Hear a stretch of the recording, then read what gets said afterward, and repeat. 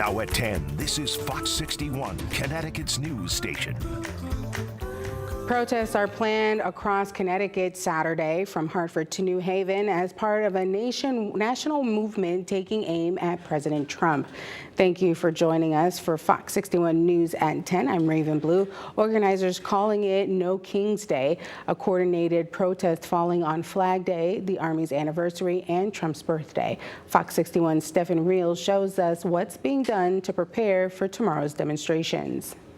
Tensions remain high across the country ahead of more than 1,000 scheduled protests for No King's Day.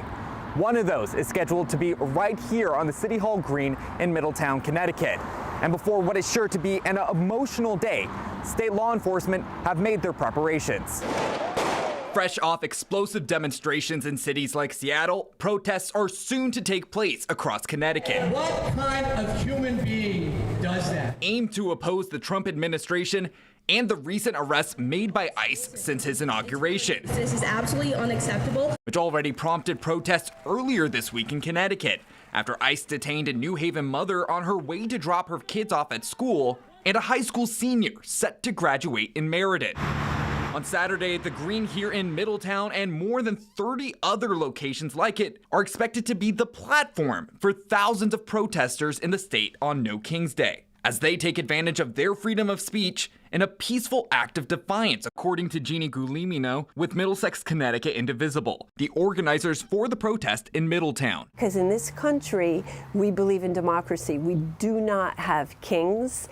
We don't believe in a strongman leadership. People are being kidnapped off the street without their due process, and that's 100% against our laws.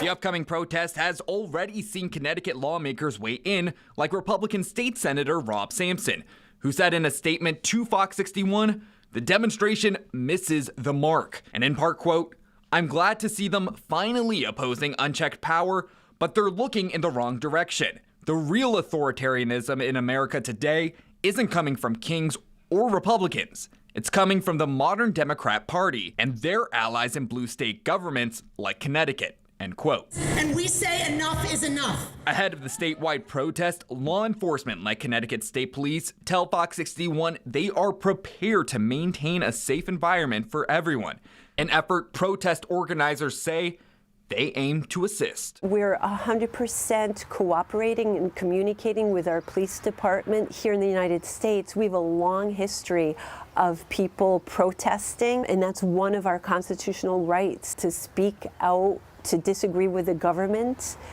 again, in a peaceful way. To find the nearest No King's Day protest to you, you can head on over to our website, fox61.com. In Middletown, Stephen Reels, Fox 61. The time is 10:04 and we have breaking news out of Norwich, where a person was rescued from a trench after it collapsed. The fire department was called just after 6 this evening to Hamilton Court. The trench was 5 feet deep, but the person was under the dirt. We know that person suffered traumatic arrest, but we don't know their current condition. We will update you as we learn more. Still developing, air raid sirens rang out in Tel Aviv as Iran rained down retaliatory missiles on Israel. It is a direct response to Israel's bombardment of nuclear sites last night that killed military officials and civilians. Connor Henson tells us about the behind-the-scenes diplomacy to keep this exchange from escalating to all-out war. Smoke rising over Tel Aviv as Iran launches a deadly barrage of missiles towards Israel. Rescue crews now searching for survivors in the rubble. Israeli officials say the country's defense systems intercepted some of the threats. Senior U.S. officials tell Fox News American forces also assisted. Our absolute foremost priority is the protection of U.S. citizens, personnel, and forces in the region. The attack comes as Israeli forces continue to strike Iran's nuclear and military sites after months of failed negotiations. President Trump spoke with Prime Minister Benjamin Netanyahu on Friday. He says he would like Iran to come back to the negotiating table, though several top commanders representing Tehran in the talks were killed in Israeli strikes overnight. Donald Trump didn't believe that a military strike was the right option. He, in fact, told the world that he had told Netanyahu to wait, to give him time for diplomacy. Still, the prime minister defended the operation in a message to the Iranian people. The objective of Israel's military operation is to remove this threat, both the nuclear threat and the ballistic missile threat to Israel. Netanyahu has also made a direct appeal to the people of Iran. He says now is their chance at freedom from the Islamic regime. In New York, Connor Hansen, Fox 61. A bank robbery in Groton led to a police standoff at a Super 8, and tonight we've learned from police that one of the two men held up in the hotel is dead.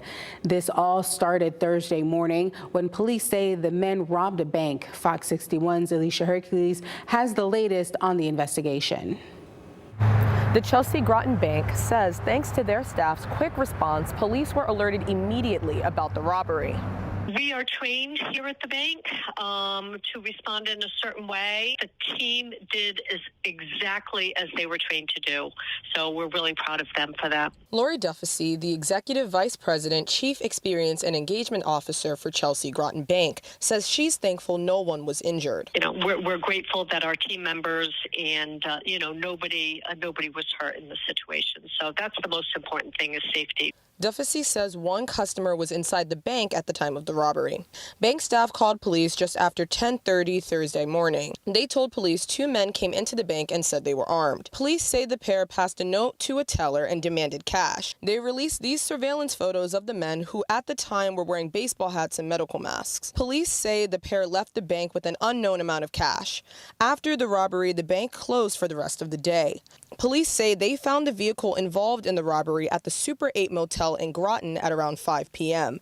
Officers and detectives found the room the men were in. They say the pair refused to leave the room and told police they had both guns and explosives. Police continued to speak with the men as first responders helped evacuate the other motel guests and nearby businesses. Just after 11 at night, officers heard two gunshots coming from the room where the men had barricaded themselves. The state police's emergency services unit used a drone to get into the room and say the two men had been shot. Police identified them as 28-year-old Zachary Fallon and 57-year-old Sean Fallon. They say Zachary died from his injuries. Sean is still hospitalized. Police searched the room and did not find explosives. Police Chief L.J. Fusaro says, quote, "This was an extremely dangerous, volatile situation, and I want to commend the bravery and professionalism of all the law enforcement personnel involved in bringing it to a close." Police are still investigating this incident. They ask that anyone with additional information reach out to them as quickly as possible. In Groton, Alicia Hercules, Fox 61.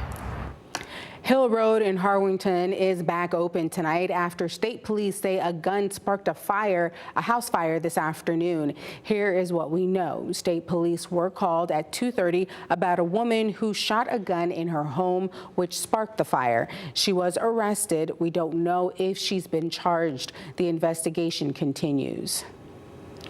And we know a bomb scare in New Haven turned out to be bogus. It happened at the public library around 4 this afternoon. Police tell us they evacuated the building, conducted a full search, and turned out nothing dangerous. The threat was made anonymously. No arrests have been made so far. Roads around the library have reopened.